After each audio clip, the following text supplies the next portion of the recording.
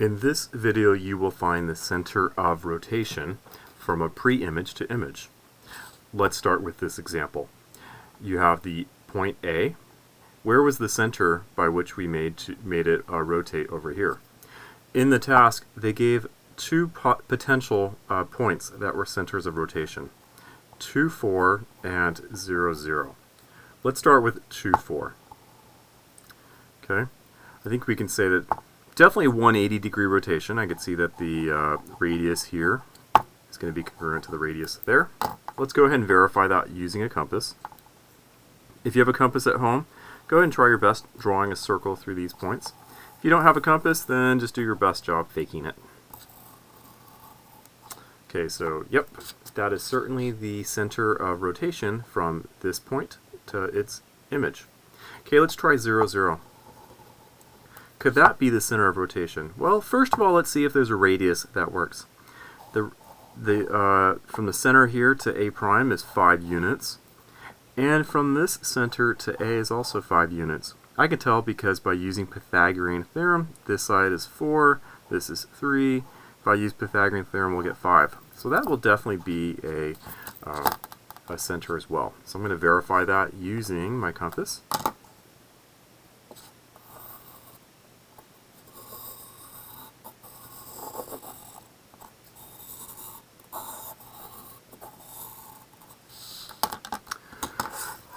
Now, are those the only points of centers of rotation? Are these the only points? Well, the answer is no. Had we done this task in class, you would discover that any point along the line y equals 2x, any of these points would be the centers of rotation. Whether it's a nice point on the grid or one of the ones kind of in the middle over here. Okay, and we could verify that. For example, let me take this point right here at 4, 8. Okay, I'll measure a radius from that center to one of the points and draw a circle, and that circle will contain both of those points, the image and the pre-image.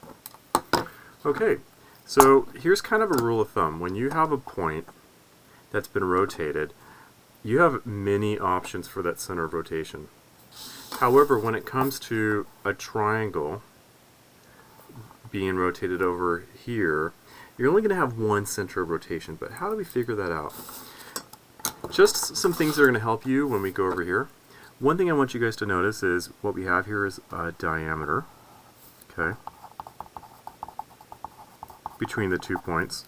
And a diameter is a special kind of chord. Remember, a chord is a segment with endpoints on the circle.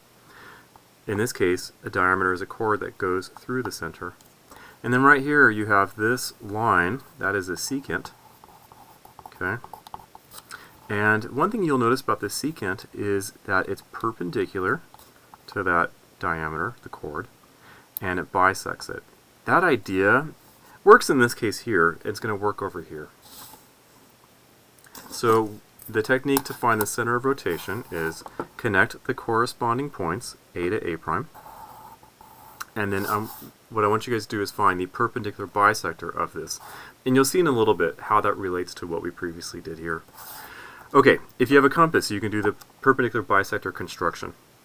If you don't have a compass at home, you can certainly just find the middle of the line segment and then use the opposite reciprocal slope. So I'm going to do that for those of you guys who don't have a compass. So let's see, this is 8 units long, the middle is right here, and I'm going to draw the perpendicular bisector. Okay. Now, so somewhere on here is the center of rotation that takes this triangle and rotates it over here. Okay, now where exactly is that point? Well, let's use a different pair of corresponding points. I'm going to use B to B prime. The center of that segment is right here that connects the corresponding points. Let's see, the slope is -2.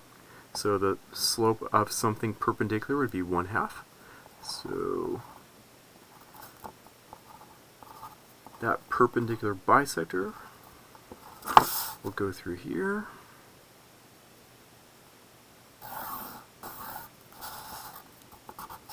Okay, and right here, where those two perpendicular bisectors intersect, at the point 2, 1, is the center of rotation. Just in case I'm wrong, I always like to do the third point using the triangle here. So I'll connect C to C prime, find the midpoint of that segment. The slope is -5/2, so the slope of the opposite reciprocal would be +2/5. So that would be 1, 2, 3, 4, 5 right here. And when I draw that perpendicular bisector of the segment C to C prime, boom, there is my point. I can verify that that is the center of rotation by drawing circles that contain the corresponding points. So for example, I'll do a circle through A and A prime.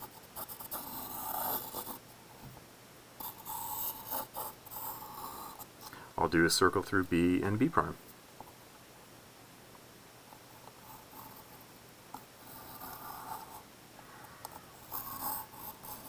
Okay, and of course I could do one through C and C prime. Okay, so just a recap, how do I find the center of rotation when I'm given a pre-image and image already drawn? I connect the corresponding points, and then I find the perpendicular bisector of the segment connecting those points. And where those perpendicular bisectors intersect is the center of rotation. Some terminology to think about right here. Let me focus on just this simple example of just focusing on B. When I drew that circle using that center 2, 1, that segment B to B prime is a chord of that circle. And this line that bisects and is perpendicular to that chord is a secant because it intersects the circle at 2 places. But within that, that is a diameter since it goes through the center of the circle. So the segment inside is a diameter. So kind of a key thing here is to find the center of rotation, I draw a chord, what ends up being a chord of this circle, and then I find the perpendicular bisector of that. And so this diameter is the perpendicular bisector of that chord. I know that diameters go through the center, and that's how I'm able to find the center of rotation here. Okay, let's try an example. Here. Use constructions to find the center of rotation that carries the triangle onto its image. And they want us to draw a circle at the end to make sure that we found it. Okay, so we're going to repeat our steps again. Connect the corresponding points. So I'm going to connect A to A prime. I'm going to do the construction of perpendicular bisector. Now in this example here, I didn't do that. I used the grid. If you don't have a compass at home, you are welcome to maybe use a ruler.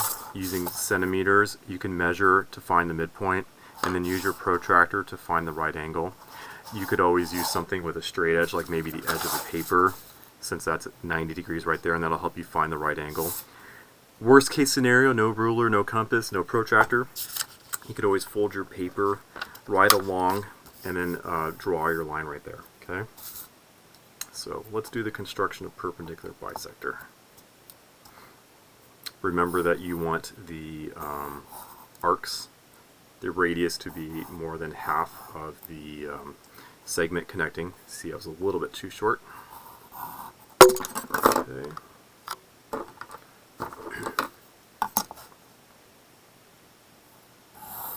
Draw that. Draw it nice and long because I'm not quite sure where the center is. Okay, I'm going to repeat one more time. Let's do C and C prime.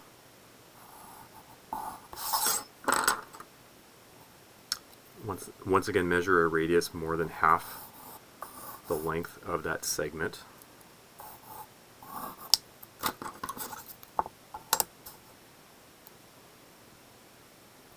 So about right here. And then do the next pair of corresponding points just to make sure that I found the right point. Okay, so let's find the perpendicular bisector of B and B prime.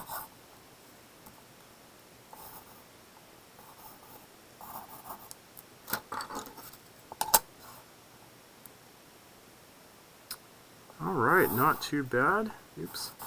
So there's my center about right there. I'm going to verify that that's the center by using that and making sure that I can draw a circle that connects, that goes through the corresponding points. So if I pick A and A prime, there